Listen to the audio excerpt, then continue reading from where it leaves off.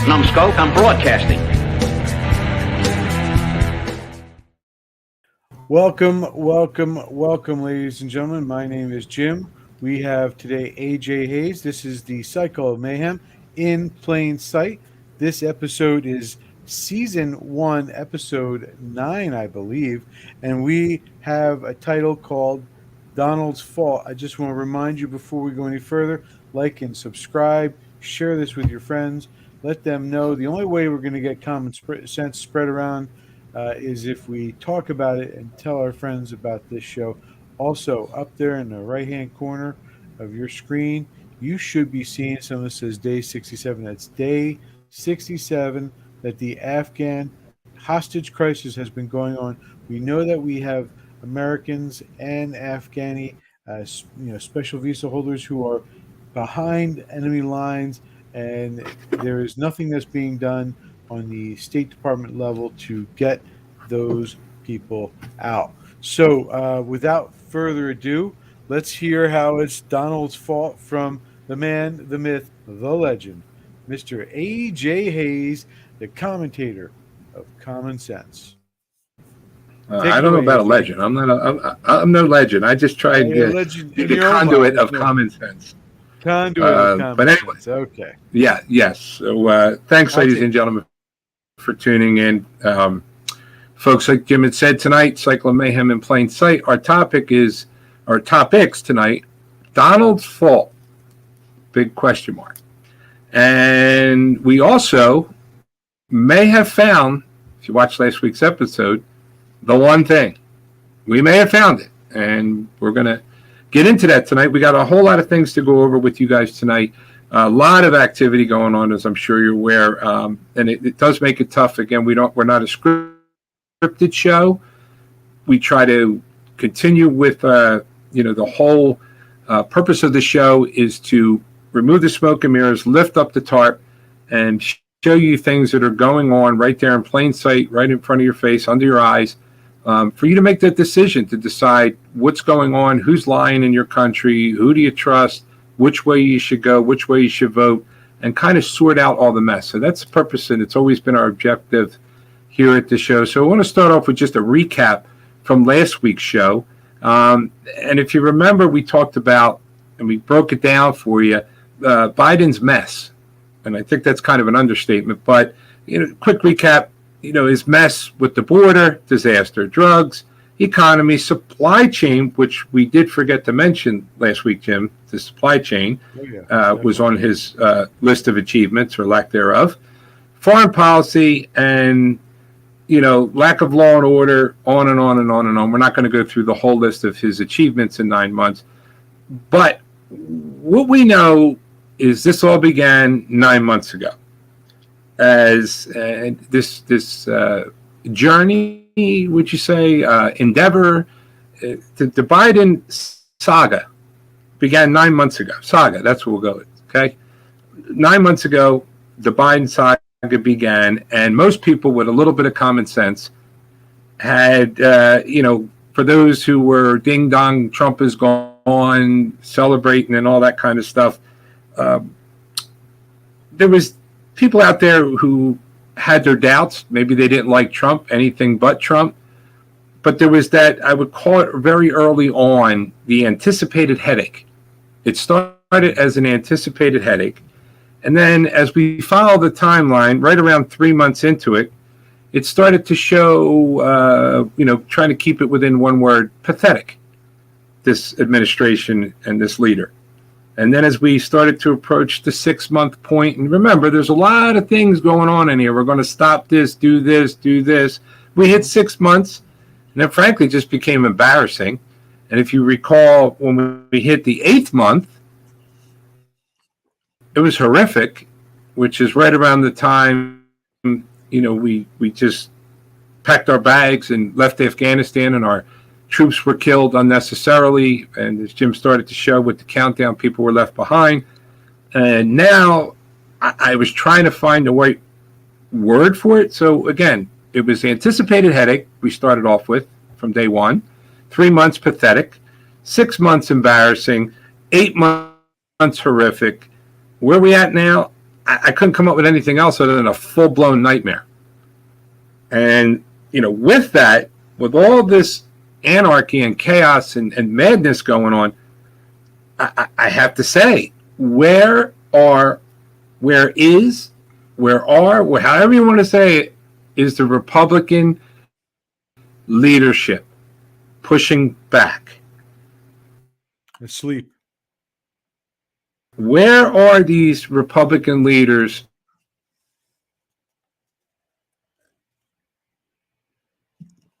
Oh, you there, AJ? There you go.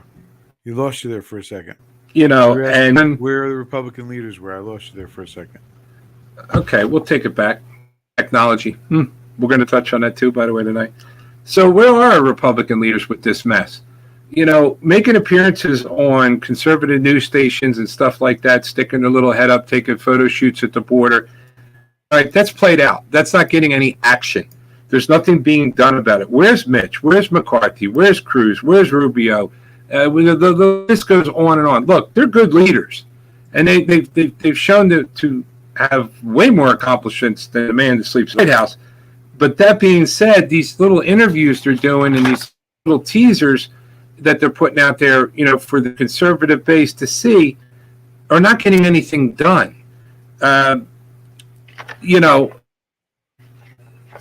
It's just not acceptable. People want action now. They want results. They want to see some emotion. You hear a lot of people talk about this investigation going on, that investigation, and it seems like a whole lot of nothing. It kind of fizzles out. We all know the Don, if you want to call him, or the big man, and the whole Hunters thing, and the billions going here and billions going there. And it is a two separate system here where some people are now above the law and people want action, and it's our representatives that need to push back and get some results. I mean, can't use the excuse, oh, well, we don't have the votes to pass legislation. Oh, we don't have this, or we don't. No excuses. Don't do your little performance on the airways and on a conservative news channel. Get out there on the floor of Congress, and there should be, like we said last week, spit flying out of your mouth. Let me tell you something. We talked about this before. Biden, probably in the history of politics, he's made history a lot, in more ways than one, but he has provided probably the biggest campaign ads for that the Republican Party has ever had for them, and it didn't cost them a dime. Billions and billions of dollars worth of campaign ads. It seems like Joe Biden kind of did it organically. In fact, he's done so many campaign ads with his policies that are failed, flawed, disastrous, that he might even, Jim, maybe he'll try to write that off as a donation. I don't know, but it's like it's a laugh of disgust. But we got to demand, and I think people need to start asking, where are the Republican representatives pushing back against? This is getting out of hand now. Yes, they let him talk, they let him have his way to show people how bad he really is. But this is really, like we said, is a nightmare now. It's dangerous. AJ, where's the outrage? There's, I hear a lot of conservative commentators with outrage. I do not see or hear too many Republicans. There's, hundreds of them in Congress. There's hundreds of them in state houses around the country. There's thousands of them in state houses around the country. And yet, where is the outrage against what is going on in Washington with this guy's horrible, disastrous policies, your nightmarish policies that you're talking about? I agree with you 100%. Well, let me try to break this down. First, to keep it simple, is the Republicans need to just somehow learn how to be proactive instead of reactive. And right now, I don't see either of the two. They're not being proactive, and in some aspects they're reactive, but they're, like I said, they're doing it on talk shows and interviews. They really need to do this, take their moment on the floor of Congress and just let it out and really show the people that you're there to carry out their wishes. And as we say here, we emphasize common sense that this has gotten out of control. I get it. Let him self-implode. They knew, we talked about how we anticipated the headache. It was anybody with a little common sense, even if you couldn't stand Donald Trump, knew that this was not going to be good. Guy running a campaign, hiding in the basement the whole time. The whole thing had stink written all over it. So there's no surprise to the outcome. So they let it fester. But again, it got to the point with Afghanistan where our soldiers lost their lives, and the carnage continues in the inner cities with no law and order. And it's really at a point now, enough's enough. The point has been made, and it's time to take a stance and start being extremely proactive and getting out there and pushing back. Because, look, they got this $5 trillion or $3.5 trillion bill that's on the floor, and you actually have two Democrats pushing back harder than conservatives that are doing it. Joe Manchin is it was for another show, but now we're into it. I'm going to bring this up. Bernie got screwed twice kind of by his own people. He was kicking Hillary's ass, and then somehow some kind of deal, and he kind of, if you recall, conceded. Right. And that didn't work out too good. So now, you fast forward to the last election in the primary, and Bernie was way up there. I would almost go as far as to say I think he might have been the favorite and probably could have took it all the way to the general. And I got a question: was there maybe some kind of deal made with him and Biden? Totally was. Look, I've been in politics, meaning Biden for 60 years, Jim? How many years is it now? It's forever. Forever. All right. Well, since 72. All right. So let's just round it off. 50 years he's been in politics, and we're going to hit on something with that too. And, so maybe they make this deal where, okay, I get in, don't worry, Bernie, I'll carry out, we'll give the whole country free shit, and everything's going to work out. I guess the question is, because these politicians are ugly. A lot of them are dirty and sneaky and slimy, and deals are it's like Monty Hall 2.0. Let's make a deal. And maybe that promise was made. Bernie, look, you just go away, get up there in Vermont. I get in and I'll carry out. And he's so far, Biden's been kind of like Bernie 2.0 with this socialist agenda and carrying out these things. But was it anticipated that Manchin would turn around and push back the way he did? There's a lot of different things in play. Is Manchin, he'll get crushed in his home state if he tries this social stuff. The voters have already shown that they don't want that. So is it for, did it turn out first and foremost for his political future there? Or maybe is it to lay the seeds and plant the seeds, that for a presidential run down the road to say, hey, look, I have proven, I've held my ground, that I am an up the middle type of candidate, where obviously we know the president, he said he was in the beginning, or his handlers told him to say he was. And, but maybe he's doing that. But in the end, that's why Bernie's losing his mind, and actually did an op-ed in Virginia in Manchin's territory about how bad Joe Manchin is. And apparently they were going to go meet today at the White House. Didn't mean to get off track here, but it's something that you need to think about. Was there a deal made between Biden and Bernie? Bernie, you step out of the way because I want to be president. I've been schnoozing to people long enough. I want to go out on a high note at the highest office in the land.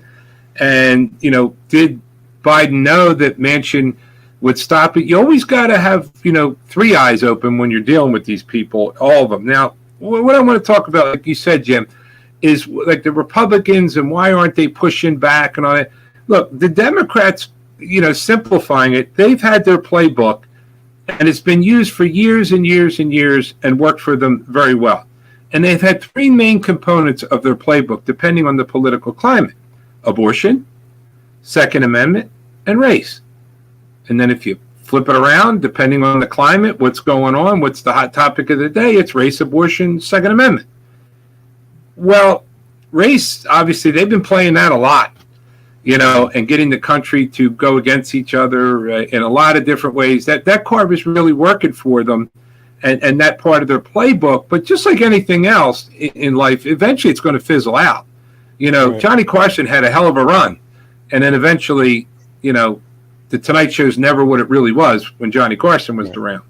And I think you see what I'm saying here. So that goes to the topic of tonight's show, or one of them. It looks like they added a few new weapons to their arsenal, or what we say, propaganda points to their arsenal. Right. And those two would be, obviously, COVID. Anything time we need to make a diversion, it's COVID. Now we got to do this, it's COVID. And whatever benefit it's going to do to sway voters, it's COVID. And while we're on the topic of, we'll get into that in a second. And then the other one, it's Trump's fault. The cargo ships, 1 million cargo ships sitting out there, it's Trump's fault. All these people coming over the border, it's Trump's fault / AKA the prior administration. So, if you look at their playbook and we recap it, it's abortion. We really haven't had a whole lot of talk about abortion. I still ask that question time and time again on the show. How you could be a Democrat, pro-choice person and a Roman Catholic and practice Catholicism and go to communion is still beyond me. And how Nancy got an invite to go visit the Pope. I mean, it's just starting to expose a lot of hypocrisy here. But I know that's been going on for years and years, but it's something that it's that common sense thing right in plain sight to make you think somebody's full of shit. But Getting back to what we were saying is, they added to their arsenal 2 more topics, and it's COVID, and people are starting to get a little fed up with that. And then obviously it's Trump's fault, which brings us to one of the topics of the show. And Trump has been out of office now for 9 going on 10 months. Like, you need to be a leader, dude. You need to be, your administration. If you had all these years to practice, I mean, it's not like you got all rookies in there. You just transplanted Obama's cabinet and put them in there. We still question. Actually, there was a show on Saturday night, Judge Janine. I've heard a lot of talk show, opinion shows tinker around the cognitive decline, I think one uses, of the president. They beat around the bush, and Judge Janine, she went there and just basically said he has no clue what he's doing. He lost his wits, and in her opinion, Barack Obama is the man behind the curtain. We don't get any props for Fox News or any of those, TV shows or nothing like that. But it was kind of like, wow, she went there. And really didn't hold back anything, which a lot of people have been wondering who's behind the curtain controlling this puppet. But, that said, the Republicans need to start getting their playbook together, get proactive. They know, the Democrats, it's very repetitive, and now they added to COVID, they added the Trump's fault thing. They really need to start getting their act together and get on the floor of Congress and start, even if they just propose bills or propose legislation, they might find some Democrats where people are really pissed off right now, and the partisan thing's starting to go out the window real quick. Where some of these real true moderate Democrats, there's probably a lot of mansions out there that might be forced to, if they want to salvage their political career, might have to throw a vote that way. But why aren't we trying? I don't know. But that kind of blends into the second part of tonight's show or topic, where we asked last week, can you find just one thing? Can you name, and we left it open for everybody, and it's still open, just one thing that this president and his administration has nailed, mastered, or done right since being in office. And I don't think we've gotten anything yet, Jim. And I know there's a lot of different shows like ours that ask kind of the similar question or exactly the same question and kind of surfed around, didn't really see anything, but I think I might have found something. What's that? Oh boy, here it comes. Oh, I lost you there. I found one for me that he has mastered something. What's that? And in plain sight, too. He has mastered whenever he needs to go and do a campaign spiel and politic for a candidate or himself or drop a diversion, he's spot on. He doesn't gaffe. He doesn't stumble his words. Whenever it comes to political gibberish, it seems like he's spot on. I mean, granted, he had 50 years to practice bullshit, so that might be one of the few things that'll remain around up there before he forgets that. Right. But I think I found the one thing. Now, if you go outside of anything that has to do with politicking or bullshitting, forget it. Zonk. Anything that has to do with the issues going on in 2021, that's where the gas and the babbling and gets lost in the shuffle. So take a look at it. But I kind of noticed that. It's like, wow, he's speaking very clearly. But it was Biden 1972. It was Biden 1984. It's just, I guess if you repeat something over and over and over again for 50, 60 years, it may be one of those things still lingering around next to the little bird between the ears. I don't know. But I just, there's just something going on here. and I just can't, if there's something else. No, but if there's just one thing that he's doing right, maybe that was the only thing. I don't know. Folks, feel free to chime in and, let us know. Let us know what you find. Maybe we should ask Facebook if they think of, that's a fact checkers, Maybe we should ask the fact checkers. What do you think? Well, and that gets to the next part of what we wanted to talk about is how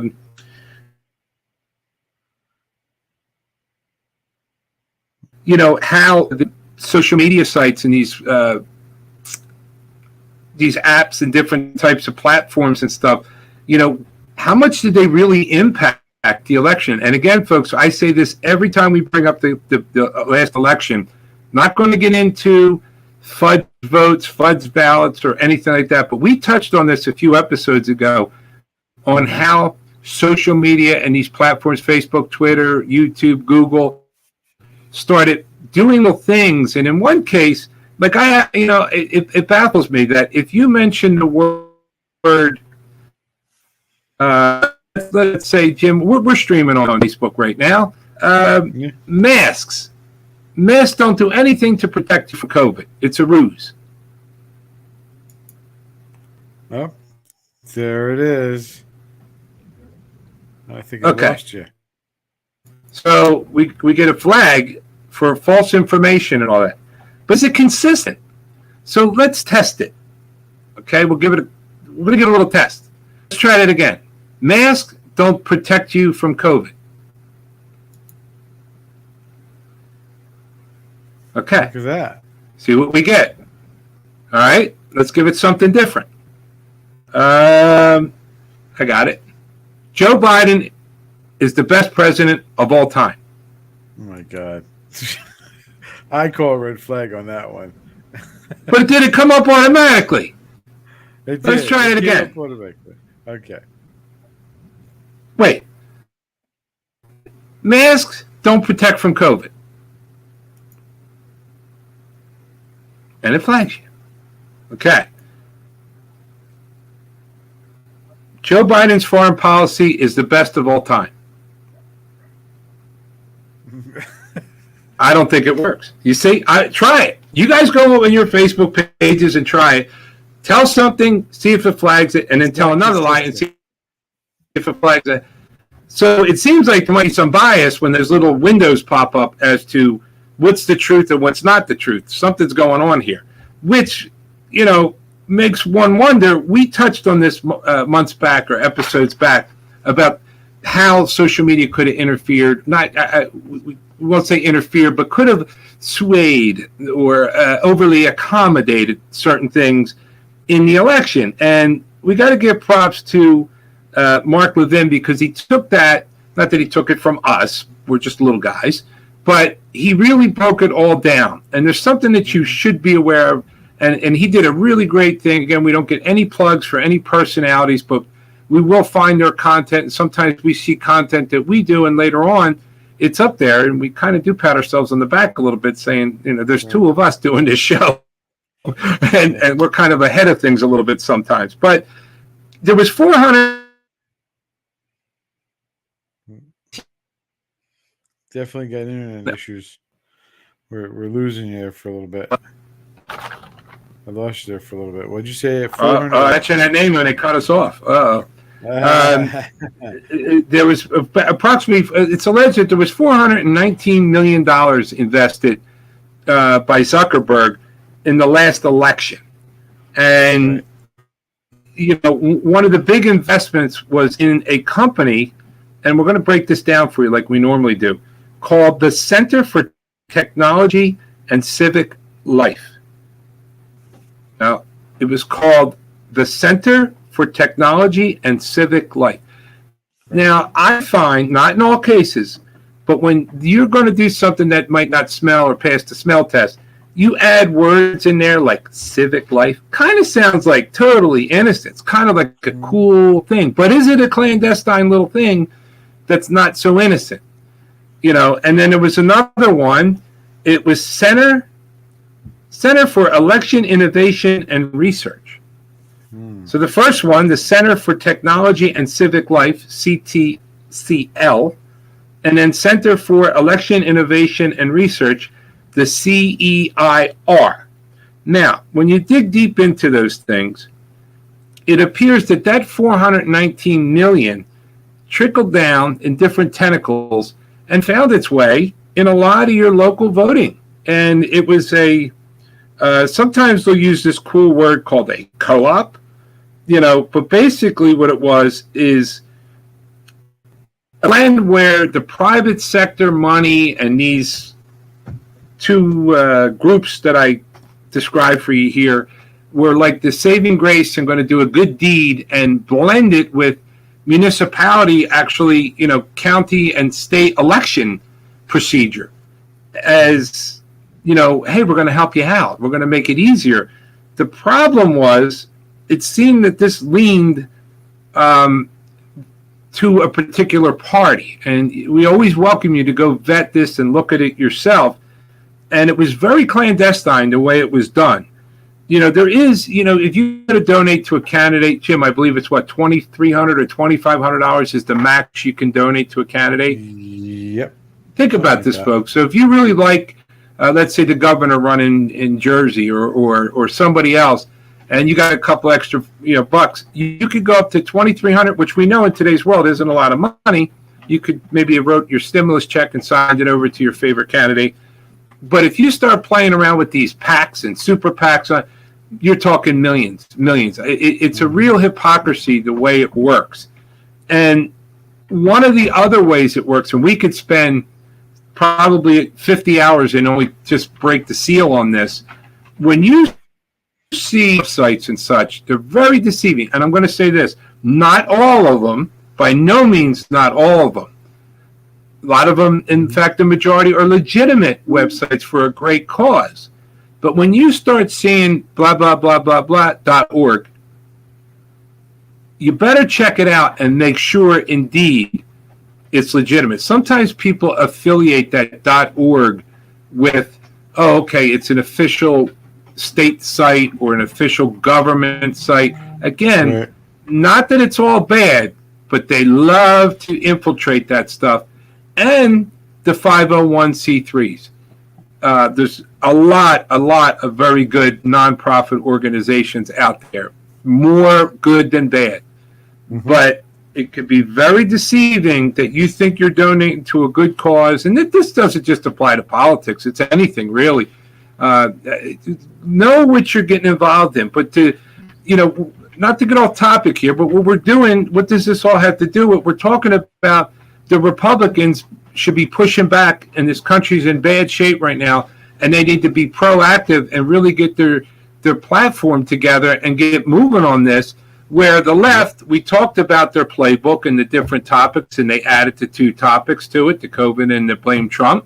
And in addition to that, they have all these little cells. I mean, I just heard something recently where, and full disclosure, don't knock your local baseball league or your local softball league or soccer or anything like that. But some of these political operatives have found their way into the boards of directors of some youth sports and other organizations where they get some very, very valuable information. You don't think nothing of it. Hey, I'm signing little Joey or Susie up for softball, name, address, email, phone number, blah, blah, blah, blah, blah. No, they're not going to ask you for your party affiliation. They're not going to do that. But do you know how valuable that data is? Do you know what that cost to get that data to be able to send robo-text and things like that? And I know there's legislation being put out in certain states where the school curriculum trying to mandate that you go on a website, if your parent wants to see it, you click it, and boom, there it is. And if you fudge it, you're in a lot of trouble as a school district, to keep it simple. And their pushback from the unions, that's for next week's show, but the unions push back and say, well, it's too difficult. Well, I think a piece of legislation needs to be done at the federal, that there is certain laws that apply, but they always find a gray area. Piece of legislation needs to be done that anytime someone signs up for, whether it's Little League, whether it's at the Pilates Club, or anything like that, that there is major penalties for disseminating that person's private information, including if you sit on the board and know they can't have it on the disclosure on page 544, small spot. No, it needs to be big, bold, and that information should not be able to be available. If someone wants to give their information, then they go to a candidate site or a political party site and they sign up. But you see here, we're behind, but they're taking advantage of these gray areas. And it doesn't seem like the Republicans, I mean, maybe they're trying to be classy, or I doubt it, but. AJ, I would say. They got to catch up. I would say this, AJ. You can't rely on, in a campaign, and you've seen this, I'm sure, over the decades. If you're running, if you're the opposing political party, you can't depend on them giving you the election. You have to develop your own message. You got to develop your own campaign. You have to develop your own. What are you going to do if you get elected? We're not really hearing that. What we're hearing is the opposite. We're just we're the anti-Biden campaign. That's really what they're pushing, and that works for a little bit. But if you don't do the hard work wins, as Larry Elder's father would say, hard work wins. And if you're not putting in the hard work for the campaign, like these Republicans sitting in Congress are not doing, it's going to leave us flat-footed when we have an opportunity. Let's make it count. Because a year from now, they're going to forget. People in America are going to forget. A year? It's probably weeks, days. They forget. Right. They exactly. Forget, and that's and it's look. We showed that the Democrats put COVID into their playbook, their political playbook, and the timing of it. People were all bunkered down. We were all stuck in our homes, wrapped in plastic wrap and duct tape, and can't breathe, can't do anything, and when they broke the seal and finally let you get a breath of fresh air and go buy a ham sandwich at the corner store, you think people were really paying attention on politics? And that's where a lot of dirty deeds were being done, right there. I mean, some of these, I mean, getting back to the, like we said, when the Democrats added to their arsenal of, the typical Democrat playbook with, again, the abortion, Second Amendment, race, and then they added COVID, and then it's Trump's fault. I mean, Biden is openly, he takes advantage of it all the time. Just recently at a law enforcement memorial, he blames just carte blanche, blames President Trump for the January 6th debacle. Mm-hmm. He blames it for that. So in all fairness, that was, according to him, that was Trump's followers. That was Trump's people. Well, I think where is a Republican senator or a Republican congressperson or somebody of high level turning around and saying, well, if you want to say that, well, then you, as the head, Joe Biden, as the head and the face of the Democrat Party, your loyal followers burn down the country for 9 months and continue to destroy the country, and anti-law and order and no law and order and carnage in the streets and drugs coming over the border and all that. You own that. And that's where it needs to work both ways. So that doesn't cost any money. That's just, to me, where is that? Because it needs to be said, it really, really needs to be said. And, it kind of all speaks. It really should be said on a cup. Yeah, it's the best iced tea I ever had. I think it should be said often and early, if you know what I mean. Well, it's the overall a good cup of coffee. It's the overall hypocrisy of it, though. But it kind of compares to back in NFL with the Patriots and their coach with the guy in the stands with the camera and the deflate gate and all that kind of stuff. Did he cheat? Well, apparently they did, but they got the smack on the wrist. It's a weird analogy, but he found the gray areas in the rules. Ethically, most looked at it is, unless you lived there in New England, the rest of the other cities that have football teams were like, you cheater, you slob, you this, you that, and had some few choice words to say. Let's go, Brandon.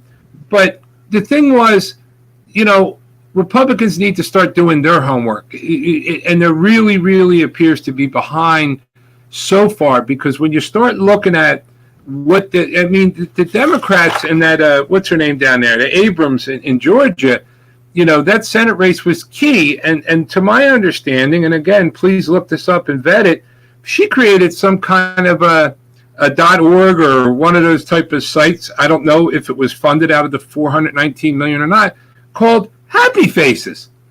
And it makes it sound like arts and craft classes or something like that. In the meantime, it's like, here, can you color this in and paint by numbers? And by the way, see here, this is a ballot, and this is the person. Yeah, right there, that little X. However they do it, it's just layers and layers and layers. And the last thing that you can do into that is sit at home and go, well, why bother? Why should I go vote? What you're going to have to keep voting. We tell you every week on the show, find that candidate, find that local person, and do your homework on them. You can if they don't have the campaign funds, you could just word of mouth, talk to your neighbors, talk to your people at your church, however you got to do it. But sure you vote. That part of it is to discourage people from voting. And if you don't vote, or you say, oh, my vote doesn't matter, it's going to be fixed, it's going to be rigged, they're so embedded now. No, but if that continues, I would say, Jim, going back to what you said, a year from now, this could be disastrous, really disastrous. So there's a lot of good races in play. There's, governor races all the way down to your local commissioners and council people, school boards. They're all in play, folks, and you can only control what you can control. And you go out there, you find the right people, cast your vote, and start trying to stop the mayhem in your immediate area where you live. That's a start. At least in a little town or little community where you live, you get some sane people there, and then start building from that. Go ahead, yeah. Sorry about that. If I can play you a cautionary tale, I would say this. You're talking about getting candidates out and the lack of Republicans driving this home. Well, listen, the current presidency has been a shit show for a while. It's been a goat fuck for a while. it's not something that just happened just this last couple of months. It's been steadily getting worse. The inflation's been rising. Inflation didn't kick up. It didn't happen overnight. It's taken 9 to 10 months now for it to get to where it is. You would have thought the state of New Jersey here. We not only have the what you just mentioned for elections, the candidates for boards of eds, local towns.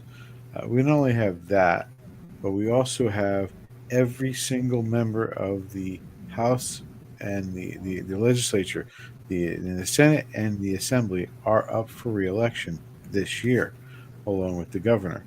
And yet, if you look down at the ballots, you're going to see a number of blanks where there are Republicans, where there would have been Republicans who, and many of these candidates are not only running, they're running against candidates who are not strong candidates, and they're not strong because no one wanted to get behind somebody and push a strong candidate forward. That I think is a cautionary tale for us because we knew that Biden was going to have his errors and that things were not looking great. Gas prices were going up. This is over the summer. Gas prices going up, inflation going up, the issue with the COVID on the horizon, and yet we still had empty backing from a number of people in the state, but also lack of Republican willpower on that level. There's strong candidates. Don't get me wrong. I'm not saying that there aren't. I'm saying that we have a slate of candidates that run and have control of their districts, but then we have a bunch of others where we have holes in the bluer areas that we should be pushing a candidate forward because, as you said at the top of the show, this is, or maybe you said this off camera, but this is the best time for that thing to roll over, and well, a lot of people are not taking advantage of it. Here's where it doesn't become a level playing field. And again, folks, vote. Don't let this discourage you. If there's 10 seats up and there's only 5 good candidates on there, and vote for the 5 good ones. Just make sure Right. your local policy for your county, there's been back and forth that you have to fill in every box or it won't accept it. There was a lot of that going on. But getting back to the $419 million, a lot of that money, from what I understand, allegedly made its way down into the local communities where, it used to be years ago, it was civic duty. People would volunteer to be a judge of elections, to work the polls, to go campaign door to door. And there was really no money exchange. It was to maintain civility and have good leadership. And we can't even get people to work in a grocery store now or the docks or, there's a labor shortage all over the place. But that $419 million, apparently, that money trickled down into the hands of where that money was used to fund poll workers and make it pretty reasonable, to go out there and stand or become a judge of election. And they embedded a lot of people. So it's something that needs to be looked at. And if they're going to do any kind of election reform, this is part of it. The integrity of the systems and all that. Yes, there's an issue there, but this probably is even bigger because if you're Jane, the candidate, and you want to run for a local office somewhere or even a higher office for governor, and you do get some donors, grassroots donations coming in, and maybe you do get a whale who turns around and gives you a few extra bucks that you didn't expect. Now trying to get that money, to get your infrastructure made, you burn through a lot of it. And then trying to get people to go out there and cover thousands and thousands of houses to drop your literature off or get you introduced. It's very tough to do that. There's no skin in the game for those people. They might really, really like you, but to get them out there to go walk 3 or 4 miles, but if you can take some of this money, it trickles down for the, organizations like the Center for Technology and Civic Life or the Center for Election Innovation, those type of things. it's just not a fair playing field. And there's something right there that conservative leadership should be, again, on the floor of Congress. And if they do a good enough, guess what? If they do a good enough job making their point on the floor of Congress, a lot of TV shows, it's not going to be an interview. It's going to be so-and-so did this on the congressional floor.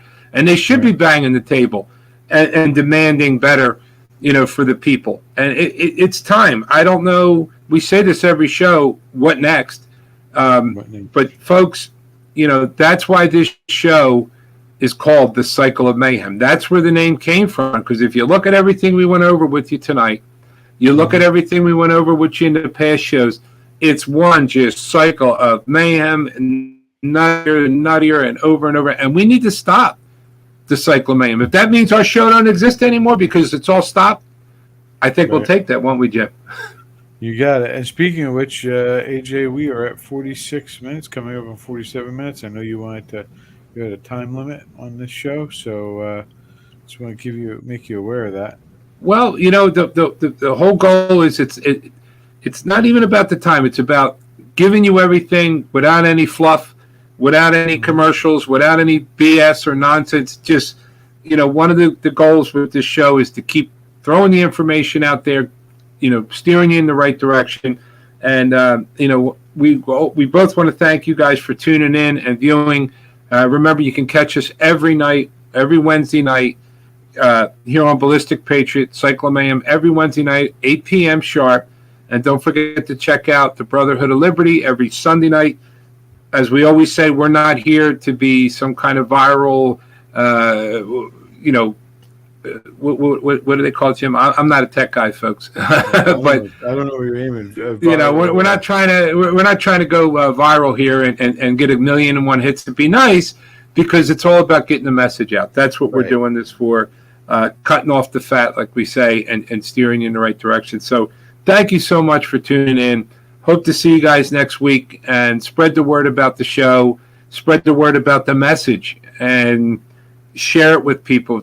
Get them kind of like we do here, is steer them in the direction, and welcome them if they have that little time before they go to sleep tonight to take a look and snoop around at some things. But with that being said, folks, as we always say, and I always say, as tough as it is, as high as your patience, your patience get tested, be kind, be friendly, be nice. Don't take and please, please, please make sure you vote, and make sure you don't vote for the wrong person.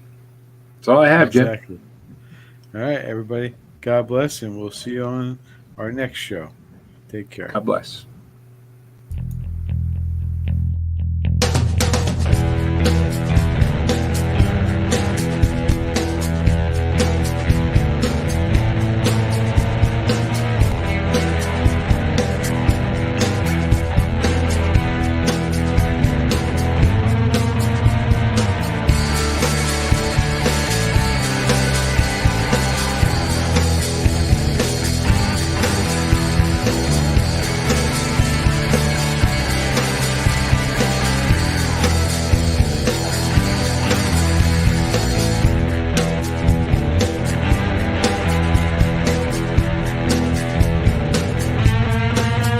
Quiet, numbskull, I'm broadcasting.